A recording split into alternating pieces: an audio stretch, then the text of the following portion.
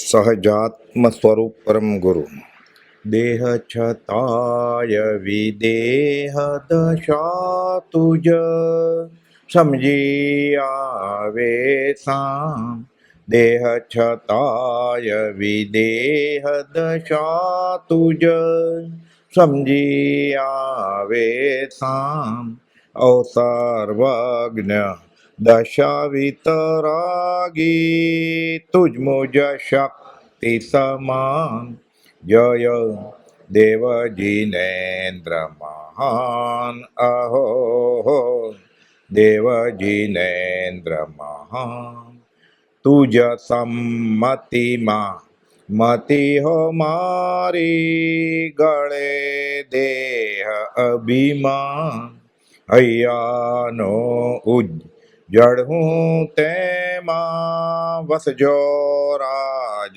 પ્રધાન જય દેવ જીનેન્દ્ર મહાન અહો દેવ જીનેન્દ્ર મહાન અલૌકિક પદ પ્રગટાવ્યું તો આશ કરે નાદાન કેવળ કરુણા મૂર્તિ દેજો તમને ઘટતું દાન જય દેવ જીનેન્દ્ર મહાન અહો દેવ જીનેન્દ્ર મહાન મુજ મોક્ષ કાર્યના કારણ ઉત્તમ તારણ તરણ વહાણ ચરણ શરણ તે વાદઈ સ્વામી તારો પાપી પહાણ જય દેવ જીનેન્દ્ર મહાન અહો રાજચંદ્ર ભગવાન પરમ કૃપાદેવે વચનામૃત 782માં કહ્યું છે કે આ ક્ષેત્રે આ કાળમાં શ્રી સૌભાગ જેવા વિરલા પુરુષ મળે એમાં મને વારંવાર ભાસે છે. કોઈક વિરલો હોય સૌભાગ જેવા કે તેમના અદ્ભુત ગુણોનો અને ઉપકારી વચનોનો આશ્રય કરવો યોગ્ય છે. એટલે શરણ અને આશ્રય કોનું કરવાનું? સૌભાગભાઈના અદ્ભુત ગુણોનો અને ઉપકારી વચનોનો આશ્રય કરવો. શ્રી સૌભાગ મુમુક્ષુએ વિસ્મરણ કરવા યોગ્ય નથી. આ ગોપાલદેવની આજ્ઞા છે કે શ્રી સૌભાગ મુમુક્ષુએ જેને મોક્ષે જવું એને વિસ્મરણ કરવા યોગ્ય નથી. તો એમ કેમ કહ્યું હશે ગોપાલદેવે? પરમ ગોપાલદેવના પરમા સખા પરમ સ્નેહી 17 વાર ગોપાલદેવે પરમ સ્નેહી તરીકે સંબોધ્યા છે સૌભાગભાઈ. શ્રી સૌભાગ્ય પરમ કૃપાદેવ અને પૂજ્ય શ્રી સૌભાગભાઈનું પ્રથમ મિલન લીંબડી ઉપાશ્રયમાં અમરસિંહ આણંદજી નાનજી ડુંગરસિંહનું મુખ્ય નામ કરંડારાયેલ છે તખ્તીમાં. કોણ? સૌભાગભાઈ લલ્લુભાઈ અમરસિંહભાઈ આણંદજી નાનજી ડુંગરસિંહ. એટલે આ પેઢી દર પેઢી આ જૈન ધર્મ પાળતું એવું કુટુંબ. અમરસિંહ આણંદજી નાનજી ડુંગરસિંહનું મુખ્ય નામ કંડારાયેલ છે. ઉપાશ્રયમાં મોખરાનું સ્થાન ધરાવતું આ શ્રેષ્ઠ કુટુંબ ધર્મપ્રેમી કુટુંબ હતું. એટલે સંસ્કાર મળેલા વારસામાં જ. અમરસિંહભાઈના દીકરા લલ્લુભાઈ શેઠ સંતોના ચાહક હતા. લીંબડીના કારભારી તરીકે કામ કરતા હતા અને સન્માનપૂર્વક હોદ્દો ભોગવતા હતા. કોણ? સૌભાગભાઈના પિતા. આર્થિક સ્થિતિ પણ પ્રમાણમાં સારી. લીંબડીના કારભારી હોય રાજ દરબારમાં, સત્તાય ઘણી, પગારે ઘણો હોય અને મોભો ભોગવે.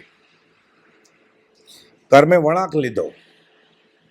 એક સરખા દિવસ કોઈના સુખના જાતા નથી, એક સરખા દિવસ કોઈના દુઃખના જાતા નથી. એટલે સંભવમાં રહે જીવ તો આગળ અધ્યાત્મમાં વધી શકે. રાજ ખટપટના કારણે તેઓને લીંબડી છોડવાનો વખત આવ્યો અને તેઓ સાયલા ગામમાં આવીને બેસ્યા. સાયલા એટલે ભગતનું ગામ. અમે એમ કહેતા એ જમાનામાં કે ભગતનું ગામ સાયલા નામ લઈએ ને એટલે ખાવાનું ન મળે પછી. એટલે ભક્તિ કરે ભગત પણ ખાવાનું ન હોય, માગીને ખાવાનું. એટલે એ રીતે છાપ હતી જૈનેતરમાં. આર્થિક પરિસ્થિતિ કથળી અને આર્થિક મૂંઝવણ વધતી ચાલી. કોની? લલ્લુ બાપાની. કુટુંબમાં ધર્મપતિ લાલ માં એટલે સૌભાગભાઈના માતુશ્રી, પુત્ર સૌભાગભાઈ પોતે, પુત્રવધુ રતનબા. એ ઉંમરે નાની, એ સમયમાં નાની ઉંમરે લગ્ન થઈ જાય એટલે પુત્રવધુ રતનબા, નાની ઉંમરે વિધવા થયેલ દીકરી ઉજંબા પરણ્યા હોય અને વિધવા થાય એટલે એ પિયરમાં આવે પાછા અને બાકીની જિંદગી ભગવત ભજનમાં કાઢે. પછી મંદિરમાં જાય, જૈનેતર હોય તો હવેલીમાં જાય, મંદિરમાં જાય, જૈન હોય તો ઉપાશ્રય જાય, દેરાસરે જાય, ભક્તિ ભજન કરે. પુનર્લગ્ન એટલું પ્રચલિત નહોતું. નાની ઉંમરે વિધવા થયેલ દીકરી ઉજંબા, સૌભાગભાઈના 2 પુત્રો ત્રંબક અને મણિ અને 6 દીકરીઓ દિવાળીબા, ઝવેરબા, પશીબા, છબલબા, ચંચળબા અને પાર્વતીબા હતા. એટલે આ બધું જાણીએ ને નામ સાથે એટલે આપણને પ્રતીતિ કે આ કાળની, આ ક્ષેત્રની આ બધી વાત થઈ ગઈ છે. 6 દીકરી, 2 દીકરા, પોતે અને માતા પિતા. મનમાં એવી ભાવના રહેતી કે જો કોઈ ચમત્કારી સાધુ સંત મળી જાય, દોરો, ધાગો, મંત્ર, તંત્ર, યંત્ર કંઈ આપે તો પાછા દિવસો ફરી જાય. ચમત્કારી સાધુ સંત મળી જાય તો આર્થિક સ્થિતિ સુધરે. એવામાં શેઠને જાણવા મળ્યું, હવે શેઠ રહ્યા નથી પણ શેઠને ખબર પડી કે માળવા તરફ આવા ચમત્કાર ફરવનાર સાધુ યતિ હોય છે. એ જૈનમાં પેલા યતિ થતા, આમ ગરબારી હોય પણ મંત્ર તંત્ર ફોરવે, વિદ્યાઓ હોય અને દોરા ધાગાય કરે, યંત્ર આપે. તેઓ મારવાડ પહોંચ્યા જે એક પ્રખ્યાત સાધુનો ભેટો થયો. તેમને પ્રસન્ન કરી એકાંતમાં પોતાની સ્થિતિ જણાવી અને સ્થિતિ સુધરે તેવા ઉપાયની માગણી કરી. આત્માર્થી સાધુ લલ્લુભાઈને ઠપકો આપતા બોલ્યા કે તમે સાધુ સંત ત્યાગી પાસે આત્માર્થ છોડીને આ માગો છો? આ વ્યવહાર માગશો તો દર્શનાવણીય કર્મનો બંધ થશે. કુપોદેવે લખ્યું છે સૌભાગભાઈને વચનામૃત 368 કે જ્ઞાની પાસે, સત્પુરુષ પાસે કે જીન માર્ગમાં ધર્મની કરણી કરીને ભૌતિક સુખ માગે ને એટલે એ જીવને દર્શનાવણીય કર્મનો બંધ પડે ને તીર્થંકરની, વિતરાગની આશય જે છે એના વિરુદ્ધની ભક્તિ કરે છે એટલે અશુભનું બંધ પડે. એટલે જે કર્મ 3 મહિને પૂરું થવાનું હોય એ 3 વર્ષે ન થાય પછી, અને દર્શન આવણીય કર્મનો બંધ પડે. એટલે સાચી વસ્તુ સમજાય જ નહીં, મિથ્યા તો ગાઢ થઈ જાય. કે ઠપકો આપ્યો આ સાધુ, આ સાચા સાધુ હશે એવા કે તમે આમ માગો છો અમારી પાસે? વ્યવહાર આત્માર્થ માટે આવવું જોઈએ ને. સાધુના બોધની અસર થઈ અને લલ્લુભાઈએ માફી માગી અને હવે કહે છે કે મને આત્મહિત આપો, એવું કંઈક આપો સાધન, કેવું આત્મહિત કરો. દયાભાવે તેઓને બીજ જ્ઞાન તો બતાવ્યું પણ સાથે જણાવ્યું કે અત્યારે તમે આ ભૂમિકામાં આ વસ્તુ માટે યોગ્ય નથી, તમે તો વ્યવહાર માગવા આવ્યા હતા. એટલે ખરેખર અંતરંગથી દેવગુરુ ધર્મની શ્રદ્ધા આવે ને એ શ્રાવક બને સાચો, પછી વ્યવહાર માગવા ન જાય ધર્મસ્થળ. એટલે કે તમે આના માટે યોગ્ય નથી પણ તમને આપી દઉં છું, જ્ઞાન પ્રાપ્તિ અર્થે આ સાધન કોઈ યોગ્ય પુરુષને આપજો. તમે કે હવે આવ્યા છો, ધક્કો ખાધો છો, તમને આપું છું પણ તમે આના યોગ્ય નથી. કે અંતરના ભાવથી લલ્લુભાઈ તો આ સાધનનું આરાધન કરવા લાગ્યા કે મને આ મળ્યું છે, ભલે અત્યારે હું પાત્ર નથી પણ આગળ જઈને થાય. આરાધન કરવા લાગ્યા અને સામાયિક આદિ ક્રિયા માટે ઉપાશ્રયમાં જવાનું છોડી દીધું. કોઈ પૂછે કે હવે તમે ઉપાશ્રયમાં કેમ નથી આવતા? પહેલાં તો રોજ આવતા હતા સામાયિક પ્રતિક્રમણ કરવા માટે. તો કે અમારે તો હરતા ફરતા સામાયિક છે, કે અમને એવું સાધન મળી ગયું છે, કે અમે આખો દિવસ હવે સમતામાં રહીએ છીએ. કે 2 ઘડીનું સામાયિક વિધિપૂર્વક એ કટાશનું પાથરે, મોપતિ ચડાવતો હોય તો ચડાવે, રજોરણ રાખે, એ બરોબર. અમારે તો 24 કલાક કે હસતા રમતા પ્રગટ હરી દેખું રે, કે એવું થઈ ગયું છે. કે એટલે સંપ્રદાયના સ્થાનકવાદી સાધુને લાગ્યું કે તેઓ જે મારવાડથી સાધન લઈ આવ્યા છે ને શીખી આવ્યા છે ક્યાંક, એ આપણે શીખવું જોઈએ. કે કેમ કે આમ સમાજના આગેવાન મોભી કે આવી વાત કરે છે અને બાપ દાદાએ અહીંયા આવતા, કુળ સંપ્રદાય ધર્મ હતો કે હવે આવતા નક્કી એની આગળ ક્યાંક એવું હોવું જોઈએ, આપણે શીખી લેવું જોઈએ. એક સાધુએ ઘણો આગ્રહ કરી આ સાધનની માગણી કરી કે અમને આપો ને, મને તમે જે સાધના કરો છો તે બતાવો, તમે કહેશો હું કરવા તૈયાર છું. લલ્લુભાઈ કહે છે, તમે હું કહીશ તે નહીં કરી શકો. સાધુ કે કહો તે કરવા તૈયાર છું, પછી તો આપશો ને. તો કે તો આપું. લલ્લુભાઈ કહે છે, સંપ્રદાયનો સાધુનો વેશ ઉતારો, મોપતિ છોડી દો, અને પછી ઉપાશ્રયમાં એકવાર આંટો મારીને આવો, કે પછી તમને આ સાધન આપી દઉં. સાધુ આ તો શક્ય નથી, કે મેં તો ઘર છોડ્યું છે, હવે વેશ છોડી દઉં, મોપતિ છોડી દઉં, પછી જાઓ ક્યાં? લલ્લુભાઈ કે તો પછી તમારું આ સાધન માટે કામ નથી, આવ્યા હતા તેમ પાછા ફરો, કે નહીં મળે તમને. છોડી મત દર્શન તણો, આગ્રહ તેમ વિકલ્પ. હિંમત હોવી જોઈએ ને. એવા કોક દાખલા બને, પ્રભુશ્રીએ છોડી દીધું બધું, લોકમુખે પોખ. આવા ઘણા બધા દાખલા ન હોય, કાંઈ એક જ દાખલો હોય, અછેરો છે આ તો પ્રભુશ્રીજીએ જે કર્યું એ. ગોપાલદેવ 12 ઝવેરી ગૃહસ્થ, 2 છોકરાના બાપ પ્રથમ મિલન વખતે, હજી 2 છોકરા બાકી હતા. 14 વર્ષ મોટા પ્રભુશ્રી, સર્વસંગ પરિત્યાગી સાધુ, ખંભાત સંગાળાના આચાર્ય થવાના હતા. 3 નમસ્કાર પ્રથમ મિલનમાં કરે છે. સંપ્રદાય કે તમને નાદબાર મૂકશે, સંપ્રદાયની લપ ગઈ મારે, કે હું અરજી કરું ને રાજીનામું સ્વીકારે, ક્યાં મારે સંપ્રદાયની લપ ગઈ, કે ટાઢે પાણીએ ખસ ગઈ, કે આ મોહપતિ મારે જોઈતી નથી. આ હિંમત કોને ચાલે? આ સાધુ કે મારે સાધન તો જોઈએ છે, પણ આ તમે કહો છો એ નહીં થાય. તો કે જાઓ પાછા. મત દર્શન બધું છોડી દીધું. એ તો કહેતા પછી છેલ્લા દિવસમાં અમે તો 7 પેઢીનો બાપ દાદાનો ધર્મ છોડી દીધો, અમને આ મળ્યા પછી. આપણે એક પેઢીનું નથી છૂટતો, એ પેઢીનું પાછું કાંઈ કરતા તો નથી, કયું હોય એવું, તોય છૂટતું નથી. તમારું કામ નથી, આવ્યા હતા તેમ પાછા ફરો. લલ્લુભાઈએ કોઈ યોગ્ય પાત્ર મળે તો આપવા જણાવી પુત્ર સૌભાગભાઈને આ બીજ જ્ઞાન બતાવ્યું, કે તને કોઈ મળે એવું તો આપજે. મારી પાસે કોઈ હવે આ વસ્તુ ઝીલે એવો કોઈ છે નહીં, કે અત્યારે તો. આ બાજુ અવધાનથી બાળરાજ અને યુવારાજની કીર્તિ ગુજરાતમાં, કાઠિયાવાડમાં અને વર્તમાનપત્રો દ્વારા સમગ્ર હિન્દુસ્તાનમાં પણ પ્રસરી ચૂકી હતી. અને પછી તો આગળ જતા શતાબ્દન મુંબઈમાં કર્યા, એટલે મુંબઈમાં ખબર પડે પછી તો હિન્દના હીરામાંથી હવે વિશ્વના હીરા થવાના હતા. એ તો ગયા નહીં પરદેશ, પણ કીર્તિ ગાજી કે આ જન્મ કવિ, આ જન્મ જ્ઞાની, અલૌકિક પુરુષ આ કાઠિયાવાડમાં જ છે. કે એક વખત સૌભાગભાઈને કામ પ્રસંગે મોરબી જવાનું હતું, અને કુપોલદેવ અવારનવાર મોરબી આવે પાછા ફૈબાને ઘરે. ચતુર્ભુજ 2-4 મોટા બનાવી એ મોરબીમાં જત પર. કુપોલદેવ મોરબીમાં જતા. સૌભાગભાઈએ પિતા લલ્લુભાઈને પૂછ્યું કે આમે હું મોરબી તો કે કામે જાઉં છું, અને કવિ રાયચંદભાઈ બહુ લાયક માણસ છે, એમ આખા કાઠિયાવાડમાં કહેવાય છે, એ હાલ મોરબીમાં જ છે. આપની આજ્ઞા હોય તો આ બીજ જ્ઞાન એને બતાવી આવું. લલ્લુભાઈ હા કહી. સૌભાગભાઈ સંવંત 1946ના પ્રથમ ભાદરવા વદમાં મોરબી ગયા, ત્યારે કુપાવદેવને મળવા પહોંચી ગયા. આ વખતે પરમ દુકાને બેઠેલા હતા.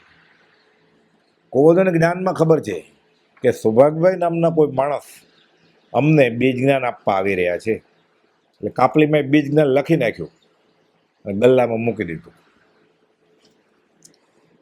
પરમ કુપાવદેવ દુકાને બેઠેલા હતા. તેઓના આવતા પહેલા જ પોતાના નિર્મળ જ્ઞાનથી તેઓને જણાયું કે સૌભાગભાઈ નામના માણસ બીજ જ્ઞાન બતાવવા આવે છે.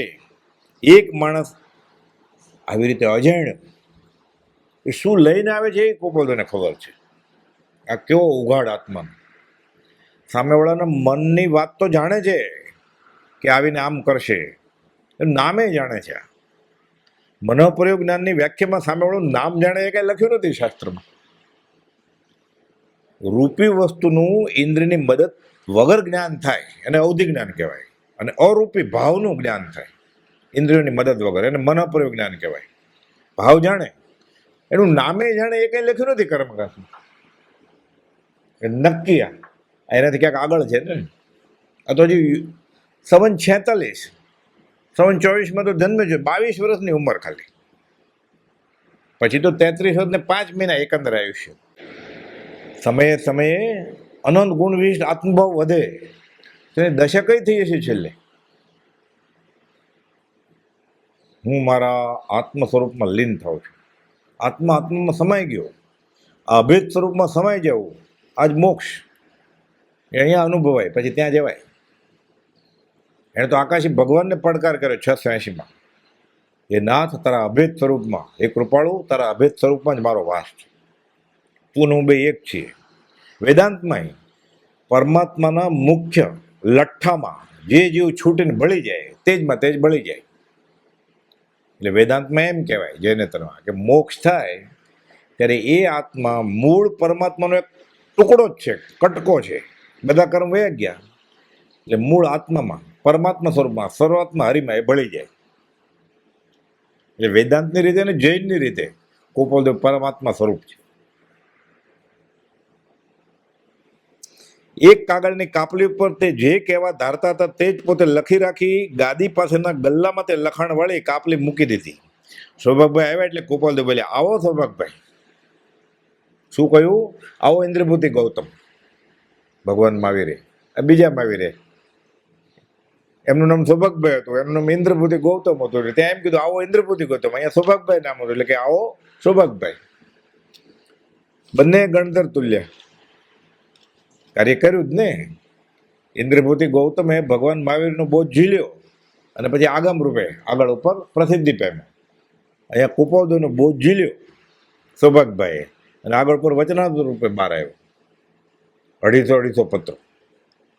ગૌતમ ગણધર પ્રશ્ન પૂછે, ભગવાન મહાવીર જવાબ આપે. સૌભાગભાઈ પ્રશ્ન પૂછે, બીજા મહાવીર જવાબ આપે. ગૌતમ પૃચ્છા, સૌભાગ પૃચ્છા. આ ઇતિહાસનું પુનરાવર્તન થયું છે. એટલે કુપોલદેવે કહ્યું, શ્રી સૌભાગ મુમુક્ષે વિસ્મરણ કરવા યોગ્ય નથી. એમનો કોઈ મને યાદ કરજો, સૌભાગભાઈને યાદ નહીં કરતો. મુમુક્ષુ એટલે જેને મોક્ષે જવું હોય. આવો સૌભાગભાઈ. સૌભાગભાઈને નવાઈ લાગી કે મને ઓળખતા તો નથી, હું ક્યારે મળ્યો નથી આને, મેં એને કે જોયા નથી, એને મને જોયા નથી. આ નામ દઈને બોલાવે છે. તેઓ આગળ કાંઈ પૂછે હજી પહેલા જ કુપોલદેવ બોલ્યા, આ ગલ્લામાં એક કાપલી મૂકી છે તે કાઢીને વાંચો તો. એ સૌભાગભાઈ વિચાર કરે કે શું પૂછવું, એટલે કુપોલદેવ જ કહે છે એને કે કાંઈ પૂછવાની જરૂર નથી, આ વાંચો એટલે ખબર પડશે હમણાં. સૌભાગભાઈ કાપલી કાઢીને વાંચી. આ તો આશ્ચર્ય ઉપર આશ્ચર્ય ગયા. તો બીજું આશ્ચર્ય થયું કે આશ્ચર્યનો પાર રહ્યો નહીં. જે વાત કરવા અહીં સુધી તેઓ આવેલ હતા સાયલાથી મોરબી, તે જ બાબત લખાણ જોઈ તેમને થયું કે આ કોઈ અલૌકિક જ્ઞાન પામેલ મહાપુરુષ છે. હું એમને શું બીજ જ્ઞાન આપવાનો હતો?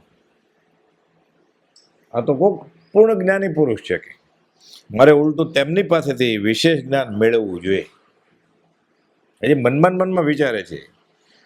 તેઓના જ્ઞાનની વિશેષ પરીક્ષા કરવા પૂછે છે કે સાયલામાં મારા ઘરનું બાણું કઈ દિશામાં છે? પરમ કુપોલદેવ આ ભવે સૌભાગભાઈને મળ્યા નથી ત્યારે સાયલા ક્યાં ગયા હોય? એ જમાનામાં વાહન વ્યવસ્થા કેવી ટાચી કે મારું સાયલામાં ઘર છે એટલે હું સાયલાથી આવું છે, મારા ઘરનું બાણું કહો તો કઈ દિશામાં છે? કુપોલદેવે અંતર્જ્ઞાનથી જાણી યથાર્થ ઉત્તર દીધો કે ઉગમણી દિશામાં છે. પછી લાંબી વાત આવે છે કે બારીનું પૂછે છે ને એવું બધું કહે છે. આટલી બારી ને આટલા બારણા અને મુખ્ય બારણું છે એ ઉગમણી દિશાએ છે. એટલે સૌભાગભાઈ કહ્યું કે આપનું જ્ઞાન સાચું છે અને તુરત જ પોતાના કરતા 44 વર્ષ નાના આ યુવા રાજને, અંદરથી તો વિરાટ, બહારથી નાના છે, સૌભાગભાઈએ 3 સાષ્ટાંગ દંડવત નમસ્કાર કર્યા.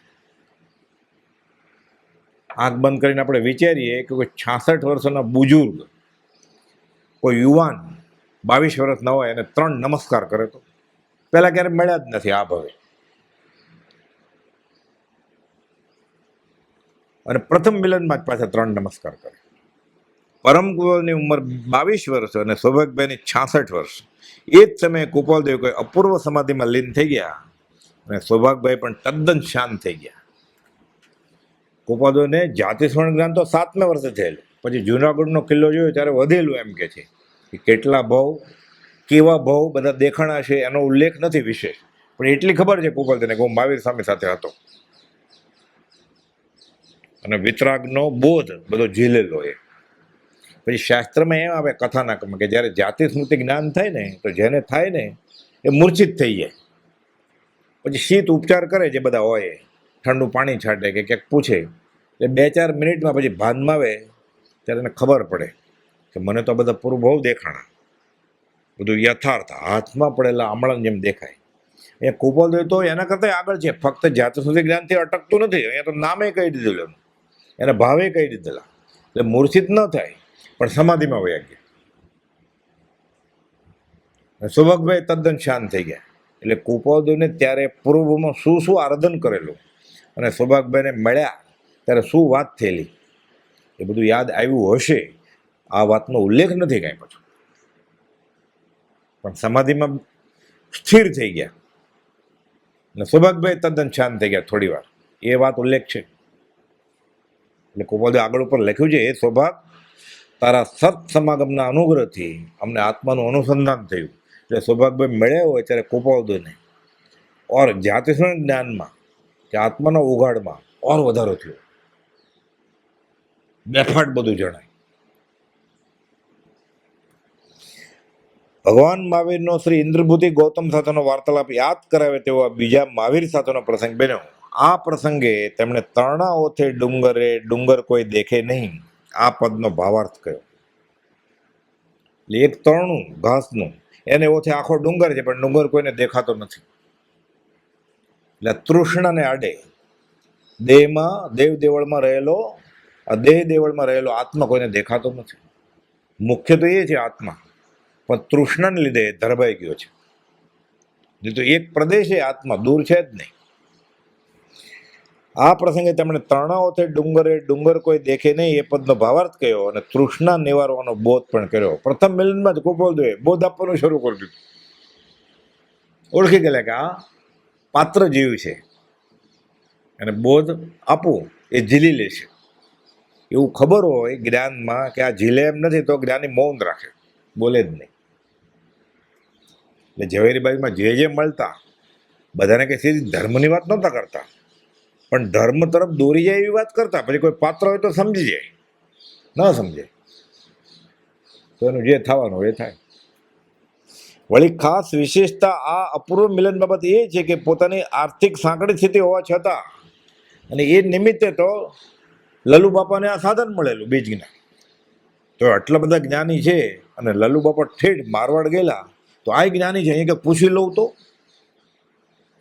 પછી પત્રમાં સૌભાગભાઈ વાત કરી છે, પણ અપૂર્વ ઘટના બની છે કે આ પહેલા મિલનમાં સૌભાગભાઈ વ્યવહાર માગ્યો જ નથી અને પોતે વ્યવહારે દુઃખી છે કે સાંકડી સ્થિતિ છે આર્થિક, એ વાત કરી જ નથી. અપૂર્વ વાત છે. આ સૌભાગભાઈની પાત્રતા. પછી તો બધું સોંપી દીધું કુપોલદેવને. પરમાર્થે એ જ ધણી, વ્યવહારે તમને ન કહો તો કોને કહો? બીજો ધણી રાખ્યો નહોતો, એક જ ધણી. એમ ફરિયાદ કોને કરીએ? વ્યવહારની ફરિયાદ એ બીજે ક્યાં કરવી? અમારે અમને કોઈનો વિશ્વાસ જ નથી. તો ખાસ વિશેષતા અપૂર્વ મિલન બાબત એ છે કે પોતાની આર્થિક સાંકડી સ્થિતિ હોવા છતાં આ સમાગમમાં કોઈ વ્યવહારિક અપેક્ષા નહોતી અને તેથી જ તેનું અપૂર્વ પરમાર્થ ફળ સૌભાગભાઈને મળ્યું છે. સાથે કૃપાળુની મૂળ માર્ગ ફેલાવવાની સવિજીવ કરું શાસન રસેની ભાવના પણ દેશકાળને ઘટિત રૂપે ફળી. કેમ? કૃપાળુએ લખેલું 398માં લખેલું છે કે જે કોઈ જીવનું કલ્યાણ વર્તમાન પણ થવું સર્જી થશે તે તો તેમ થશે, તે બીજેથી નહીં પણ આમ થકી. એમ વધનાર મહાવીરના મૂળ માર્ગની પ્રભાવના પત્રો માટે કરતા ગયા અને આજે પણ ઘણા પરમાર્થ પીપાસુ માટે અમીકુમ મૂકી ગયા. આ પૂર્વ ઘટનાનું મોખરણ નિમિત્ત કારણ શ્રી સૌભાગભાઈ હતા. પ્રશ્નો પૂછે બધા જટિલ, કુપોલદેવ જવાબ આપે, સમાધાન કરે, એ પત્ર રૂપે આગળ જતા બહાર આવ્યું. એટલે શ્રી સૌભાગ મુમુક્ષુએ વિસ્મરણ કરવા નથી. હવે સમાગમ કેટલો અને કેટલી વાર ક્યાં થયો? સત્સંગની શરૂઆત થઈ ગઈ રૂબરૂ, અને પછી તો પત્ર વાટે, અને જ્યારે જ્યારે અવસર મળે ત્યારે પાછો રૂબરૂમાં. સંવંત 1946 આ પહેલો સમાગમ ભાદરવાથી શરૂ થઈ સંવંત 53ના જેઠવદ દશમ સુધી 7 વર્ષો પ્રત્યેક સમાગમ સ્થળ અને સમય જોઈએ આપણે. આનંદ આવે એવી વાત છે. સંવંત 46માં મોરબી, પછી આ જ વર્ષમાં વવાણિયા અને સાયલા ક્ષેત્રે થયો છે સમાગમ. એટલે કુપોલદેવ સાયલા સંવંત 46માં જ ગયા છે. સંવંત 47 રાળજ અને વવાણિયા. કુપોલદેવ જ્યારે રાળજ પધાર્યા આ ભવની અપેક્ષાએ પ્રથમવાર, ત્યારે સૌભાગભાઈ સાયલાથી આવેલા 47. એટલે 20 દોહા, યમ નિયમ, ક્ષમાપના બધું લખાયું. ત્યારે કૃપાદેવ રાળજ ક્ષેત્રથી લખે છે.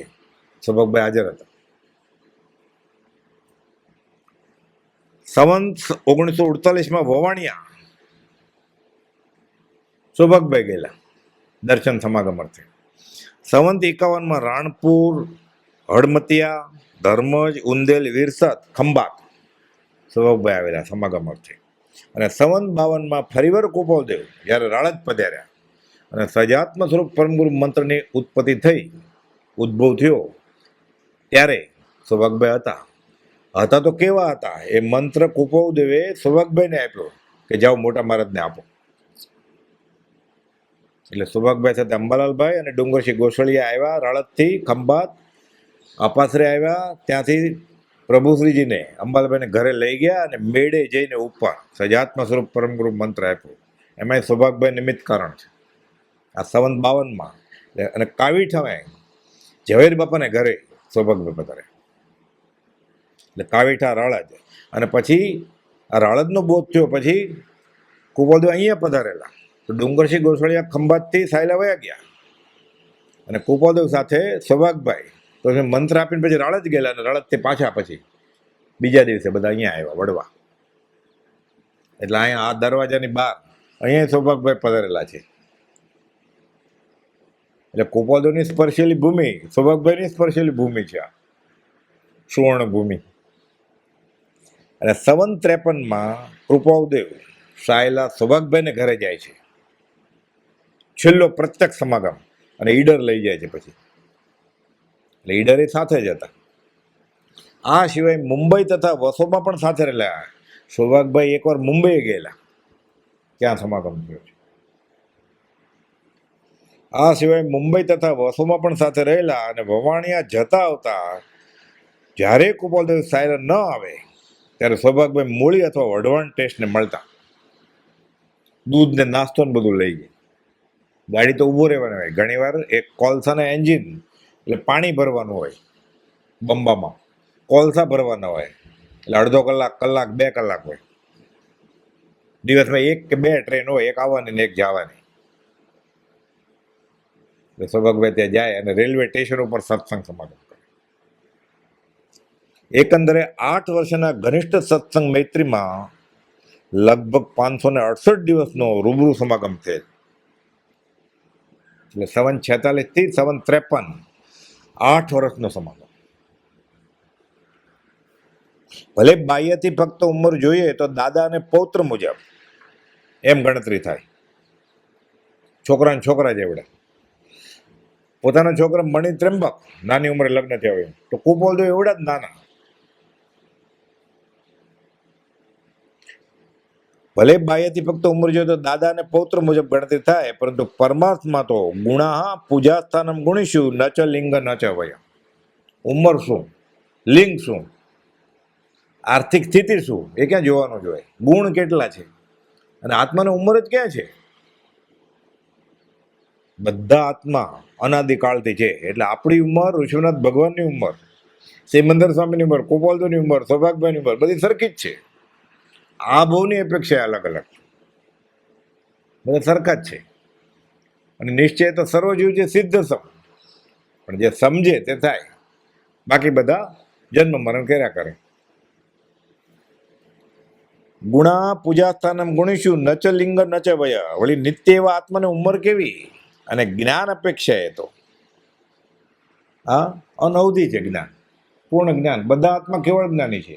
ધરબાયેલું છે તો જેનું ધરબાયું નથી હવે ઉઘાડ થયો છે એની પાસેથી લેવાનું. માટે જાતિ, વેશ, વય, વેતન, વંશ પરમાત્મા ગૌણ ગણ્યા છે જો આત્મા સદાતો હોય તો. એટલે જાતિ વેશનો ભેદ નહીં, કયો માર્ગ જો હોય. ગૃહસ્થના વેશમાં હોય તો જ્ઞાન આપી શકે, અને જ્ઞાન ન હોય અને વેશ હોય તો એ કલ્યાણકારી નથી. પ્રભુજી જ્યાં સમજી ગયા, પ્રભુજી વેશ જોયો જ નહીં કે અમને તમારો ગૃહસ્થનો વેશ દેખાતો જ નથી. તો શું દેખાણું? તને મેં વિતરાગ દીઠો હો કૃપા. આવું તો ક્યારેક જ થાય ને, ઓળખાય કેમ? અત્યારે હજી ગૃહસ્થ કુપોલદો નડે છે ઘણાને. આ માર્ગમાં 30-40 વર્ષ હોય પછી તો પ્રથમ મિલનમાં વેશ ન નડે એ પૂર્વના સંસ્કાર કેટલા છે જીવોના, એ તો થાય જ કેમ. એટલે આ બધા કથાનકના આવા પ્રસંગથી આ કાળના તારીખ, વાર, સ્થળ સાથે બનેલા, વ્યક્તિના નામ સાથે બનેલા પ્રસંગથી એટલું ખબર પડે બુદ્ધિથી કે પૂર્વ બહુ હોવો જ જોઈએ, ને તો આવું થાય કેમ. એટલે પરોક્ષે પ્રતિથી આવે પૂર્વભવની તોય ઘણું ઘણું, પ્રત્યક્ષે થાય પ્રતિ તો બલિયારી છે. આગળ જેવું તે મુજબ પૂર્વના સંસ્કારી એવા શ્રી સૌભાગભાઈને પ્રથમ સત્સંગ પ્રસંગથી જ કુપોલદેવ પ્રત્યે પૂજ્ય બુદ્ધિ ઉગી કે આ પૂજનીય પુરુષ છે મારા, એ ગમે એટલા નાના હોય ઉંમરમાં. સાયલા જે સમાગમનો આનંદ દર્શાવતો એક પત્ર લખ્યો, જેના પ્રત્યુત્તરમાં કુપોલદેવ પોતાને પણ પરમાનંદ પ્રાપ્ત થયો એમ જણાવતા. અને પહેલો પત્ર વચનામૃત 132 લખે છે વવાણિયાથી. લખે જ મથાળે, ક્ષણમપી સજ્જન સંગતિ રેકા ભવતી ભવારણ તરણે નૌકા.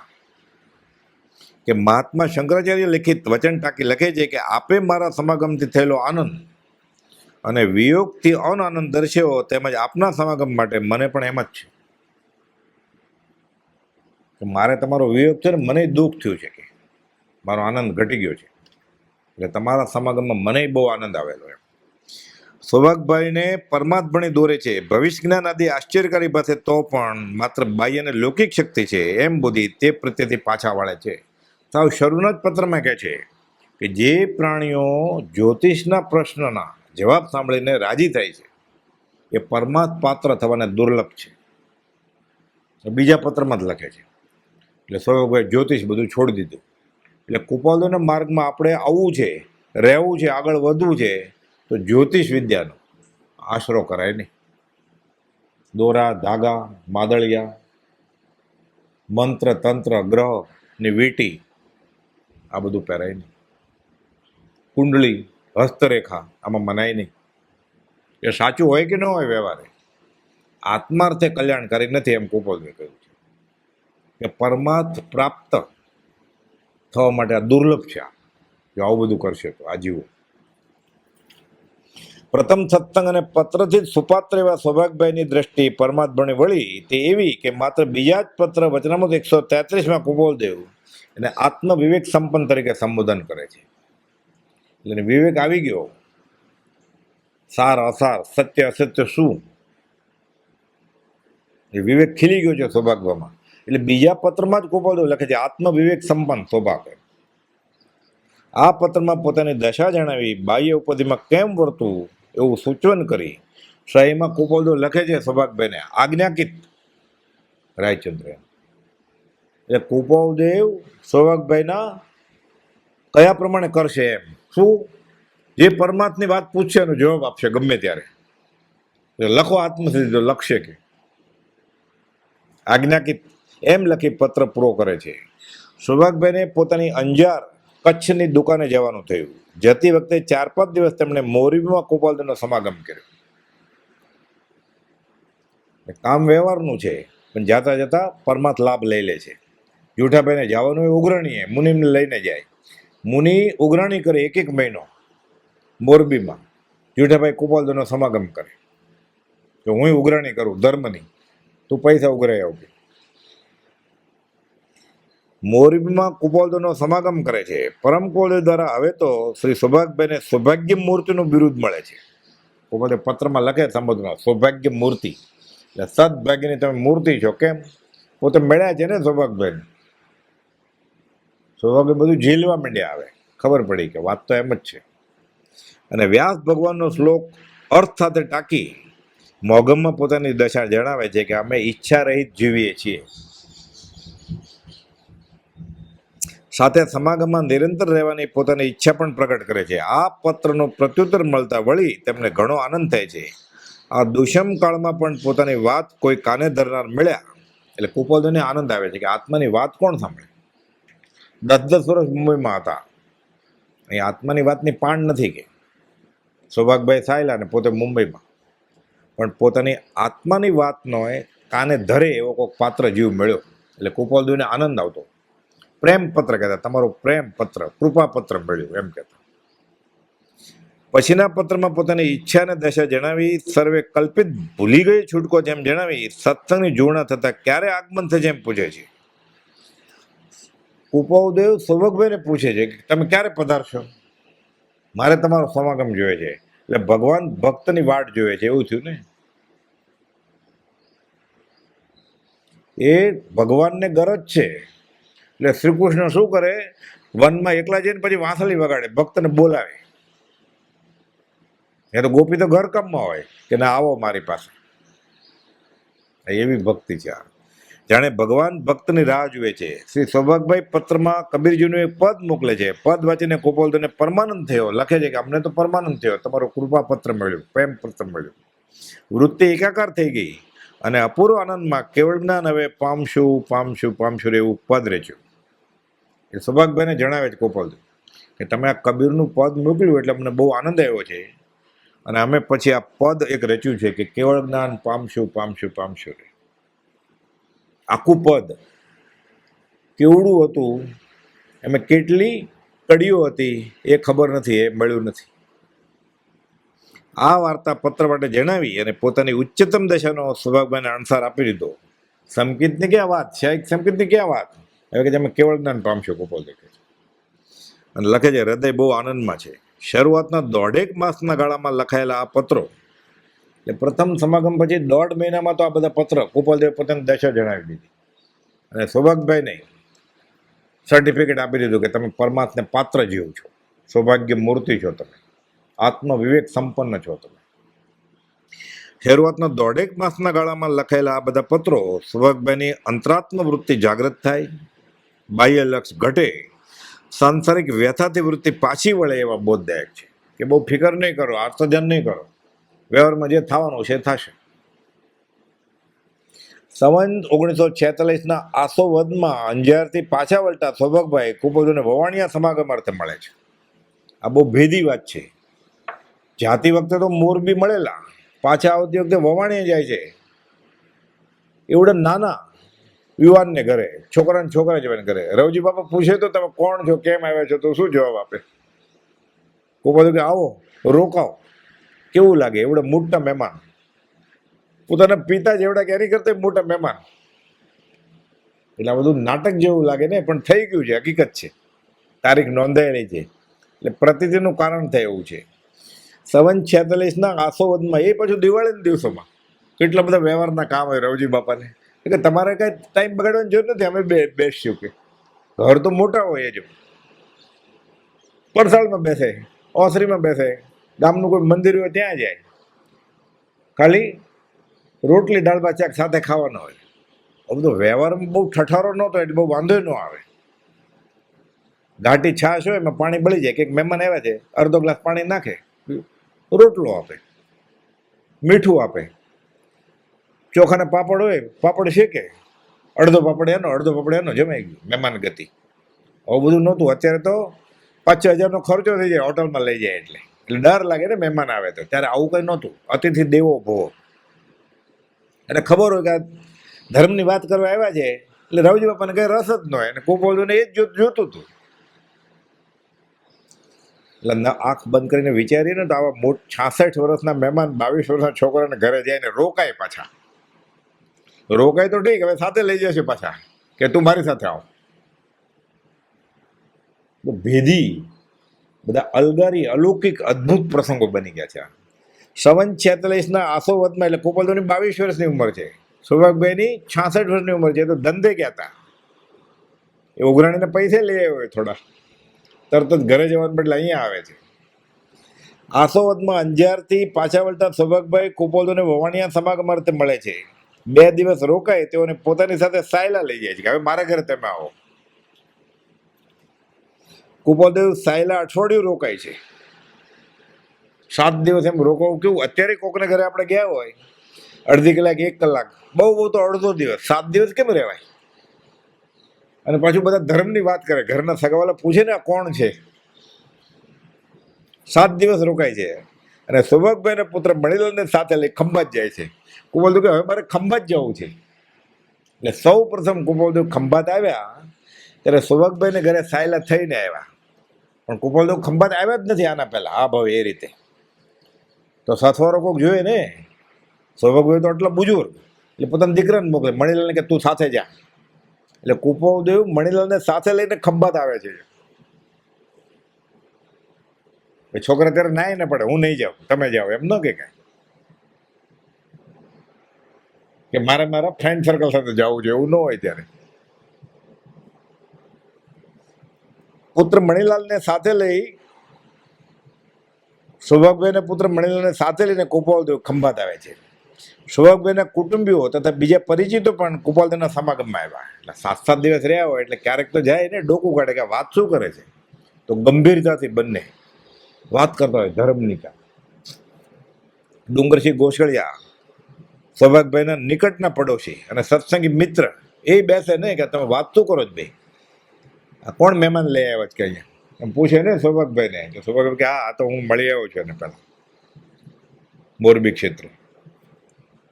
અન્ય જિજ્ઞાસુઓમાં લહેરાભાઈ, મગનલાલ વગેરે બધા હતા. ડુંગરસિંહભાઈની બુદ્ધિ, તાર્કિક શક્તિ અને યોગના ચમત્કારો વગેરે જોઈને સૌભાગભાઈને એમને પ્રત્યે જ્ઞાની જેવી શ્રદ્ધા હતી. ક્યારે? જ્યારે કુપાલદેવ નહોતા મળ્યા ત્યારે. પરમગુરુનો સમાગમ અને પત્રવ્યવહાર જેમ જેમ વધતો ગયો તેમ તેમ સૌભાગભાઈમાં સાચી સમજણ વધતી ગઈ અને પરમ ગુરુદેવ પ્રત્યેની પૂજ્ય બુદ્ધિ વર્ધમાન થઈ. પતિવ્રતા સમાન ભક્તિ ઉગી નીકળી અને ડુંગરસિંહભાઈ પ્રત્યેની જ્ઞાનીપણાની બુદ્ધિ ને માન્યતા દૂર થઈ ગઈ. અને બધી કુપાલદેવની બધી વાતો, આવો સૌભાગભાઈ ગલ્લો ખોલો, આ બધી વાત ડુંગરસિંહ ગોસ્વામી કરી એટલે એને એમ થાય તો ખરો ને કે આ પુરુષ કોણ છે. એ પુરુષ અહીંયા આવ્યા છે પાછા સાયલા. હવે તો ઉલટું ડુંગરસિંહભાઈને કુપાલદેવ પ્રત્યે પૂજ્ય બુદ્ધિ કરવા અને તેઓનું શરણ સ્વીકારવા સમજાવવા લાગ્યા. ડુંગરસિંહભાઈ અનેક તરફથી પ્રશ્નો ઉઠાવે પણ સૌભાગભાઈ હવે નમતું ન આપે. તરત જ આ મુદ્દો આવે ને, એ સંન્યાસી ક્યાં છે, એ લાંબી જટા ક્યાં છે, એ તો આપણે જેમ પાઘડી પહેરે છે, ધંધો કરે છે, વ્યવહાર નભાવે છે. હવે સૌભાગભાઈમાં શ્રદ્ધામાં જરાય ઓછા પાવે એવું નથી. પરમ કુપાલદેવને પ્રશ્નો લખી ખુલાસા કરાવતા રહ્યા. કુપાલદેવ ડુંગરસિંહભાઈને અચળ કહેતા, હઠીલા. પણ પછી ખુલાસો કરે, ખબર હતી કે સૌભાગભાઈના સમાગમના બળે ડુંગરસિંહ ગોસળિયાએ સવળી આગળ ઉપર આવી જશે. તેઓને પણ સમાગમ રૂબરૂ અને પત્ર વ્યવહાર માટે થયા કર્યો અને તેમની વૃત્તિ પણ કુપાલદેવ પ્રત્યે વળી. આ ઘટનાઓ પૂજ્ય પ્રભુસિંહજી અને દેવકજી મુનિ અને કુપાલદેવ, ત્યાં દેવકજી મહારાજ શરૂઆતમાં માનતા નહોતા, પણ પ્રભુસિંહના સમાગમને બળે દેવકજી મહારાજે માનવા માંડ્યા. અહીંયા સૌભાગભાઈના સમાગમના બળે ડુંગરસિંહ ગોસળિયાને પછી કુપાલદેવમાં શ્રદ્ધા વધતી ચાલી. પછી એવી કે બંને દેવકજી મહારાજે અને ડુંગરસિંહ ગોસળિયાએ સમાધિ મરણ કર્યા. પછી આ સમાગમનું બળ, દેવકજી મહારાજને પ્રભુસિંહના સમાગમનું બળ અને ડુંગરસિંહ ગોસળિયાને સૌભાગભાઈના સમાગમનું બળ. સત્સંગનું મહાત્મ્ય કેટલું છે. આ બંનેને સત સમાગમ ન હોત એટલે સૌભાગભાઈનો સમાગમ ગોસળિયાને ન હોત અને પ્રભુજીનો સમાગમ દેવકજી મહારાજ ન હોત તો બંને ફંટાઈ જાત. એક વેળા તો વિરસદમાં તોફાને ચડેલ પાડાને કુપાલદેવ નજીક આવતા જોયા. કુપાલદેવ કહેલું કે ભયનું કારણ નથી, અહીં આવતા પાડા શાંત થઈ જશે. સૌભાગભાઈને કેનો ભય લાગે? ઉભા રહ્યા, અંબાલાલભાઈ ઉભા રહ્યા, બાકી બધા ભાગ ભાગ કરે. ડુંગરસિંહ ગોસળિયા સૌભાગભાઈની પાછળ ઉભા રહ્યા અને કુપાલદેવ કહ્યું એવું જ થયું. એટલે ખબર પડી ડુંગરસિંહભાઈ. પછી તો એ કહે છે કે ઋષભાદિ પ્રત્યે વર્ત જે અપ્રતિત રાજચંદ્ર મળતા થકા થઈ તે સુપ્રતિત. મેં શાસ્ત્રમાં આવું બધું વાંચેલું તીર્થંકર અતિશય. આ તો આંખે દેખાય વાત. આ શ્રી સૌભાગ કુપાલદેવની પરમાર્થ વાર્તાના અગ્રેસર થશે. કેવી રીતે અગ્રેસર થશે એ આપણે અવસરે જોઈશું. સહજાત્મ સ્વરૂપ પરમ ગુરુ.